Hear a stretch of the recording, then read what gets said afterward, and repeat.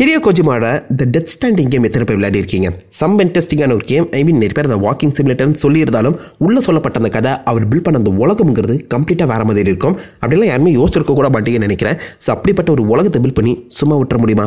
ஆப்வியஸாக death standing 2ங்கிற ஒரு game இப்போதைக்கு டெவலப் ஆகிட்டு இருக்கு. அது கூட சீக்கிரம் வந்துடும். பட் டெத் ஸ்டாண்டிங் 2 வரதுக்கு முன்னாடியே அந்த உலகத்தை எல்லாருக்கிட்டையுமே கொண்டு போய் ரீச் பண்ணணும்னு சொல்லி ஹிடியோ கோஜிமா A24 கம்பெனி கூட ஒன்னா சேர்ந்து இப்போதைக்கு டெத் ஸ்டாண்டிங்ங்கிற ஒரு லைவ் ஆக்ஷன் படத்தை அஃபிஷியலாகவே கன்ஃபார்ம் பண்ணியிருக்காரு. கேம் அடாப்டட் மூவிஸ் இப்போதைக்கு நிறையவே ரிலீஸ் ஆகிட்டு இருக்கு. எல்லாமே ஆல்மோஸ்ட் லைக் சக்கப்போடு போட்டுட்டு இருக்கு. அதை நம்ம ஏன் யூஸ் பண்ணிக்க கூடாதுன்னு சொல்லி ஹாரர் படங்கள் மட்டுமே எடுக்கிற A24 இப்போதைக்கு ஹிடியோ கோஜிமா கூட ஒன்றா சேர்ந்து டெத் ஸ்டாண்டிங்கை ப்ரொடியூஸ் பண்ணுறாங்க. டெத் ஸ்டாண்டிங் அந்த உலகத்திலுமே நிறைய ஹாரர் வைப்ஸ்லாம் இருக்கும். அந்த உலகத்தோட அந்த ஸ்ட்ரக்சரே வேற மாதிரி இருக்கும். ரொம்பவே நல்லா இருக்கும். மோஸ்ட் லைக் ஒரு போஸ்ட் அபோகலிப்டிக் உலகமே நீங்கள் கன்சிடர் பண்ணிக்கலாம். நமக்கு தெரியாத நமக்கு புரியாத நிறைய விஷயங்களை அவ்வளோ அழகாக ரொம்ப வித்தியாசமாக வந்து பார்த்தீங்கன்னா அந்த இடத்துல கொஞ்சம் ஒரு கிரிப்பியாக ப்ரெசென்ட் பண்ணியிருப்பாரு ஹிடியோ கோஜிமா.